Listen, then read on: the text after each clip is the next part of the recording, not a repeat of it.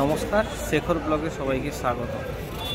আমরা এসেছি বাগনানে জন্মাষ্টমী যে অনুষ্ঠান হয় সেই অনুষ্ঠানে কিন্তু এক বর্ণাঢ্য শোভাযাত্রা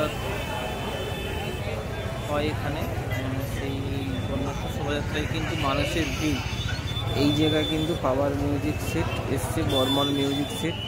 এই পাওয়ার মিউজিক সেট দেখার জন্য যে মানুষের যে ঢল, এটা হয়তো আমি আগে কোনোদিন আসিনি, কোনোদিনও দেখিনি। সত্যি বলতে কি এত মানুষ দেখে সত্যি অবাক হয়ে গেছে। এই জায়গায় যে এত মানুষ আসতে পারে এই পাওয়ার সেট দেখার জন্য, এত মানুষের যে ভিড় হতে পারে কোনোদিন আশাও করিনি। ছেলে, ইয়াং ছেলে, বয়স্ক মহিলা সবাই কিন্তু এই পাওয়ার মিউজিকটা দেখার জন্য সবাই দূর দূরান্ত থেকে এবং সর্বোপরি এলাকাবাসী কিন্তু এক জনসমুদ্রে কিন্তু পরিণত হয়েছে এখানে। সেই জায়গায় পাওয়ার মিউজিক কখন বাজবে সেই প্রতীক্ষায় কিন্তু মানুষ রয়েছে। পাওয়ার মিউজিকে একটু সাউন্ডটা শুনে বাড়ি ফিরবে, বাড়ির উদ্দেশ্যে যাবে। সেই সকাল থেকে কিন্তু মানুষের যে ঢল, সেই ঢলটা কিন্তু এখানে এসেই কিন্তু আমি বুঝতে পারলাম। বিকেলের শোভাযাত্রা বর্ণাঢ্য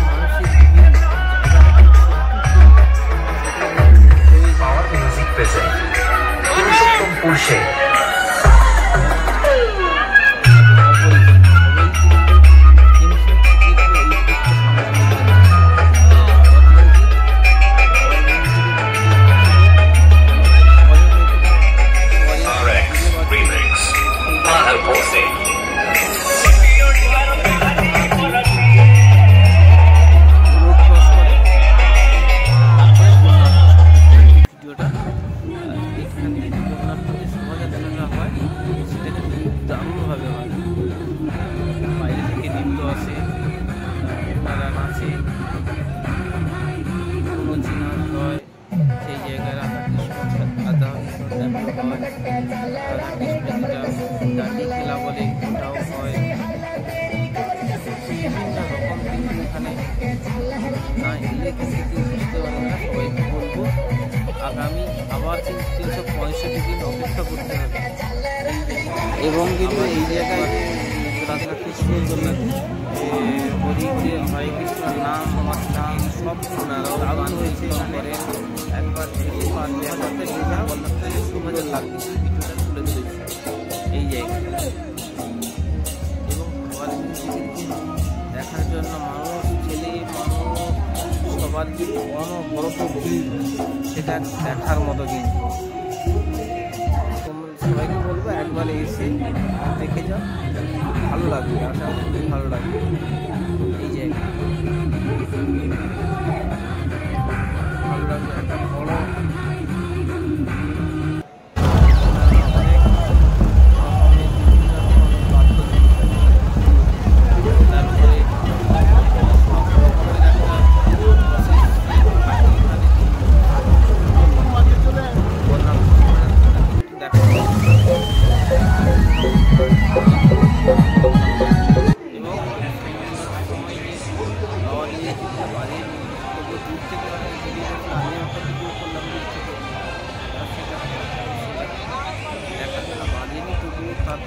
তার অপেক্ষায় মানুষের যে ভিড় সেটা খুব দেখা যায়।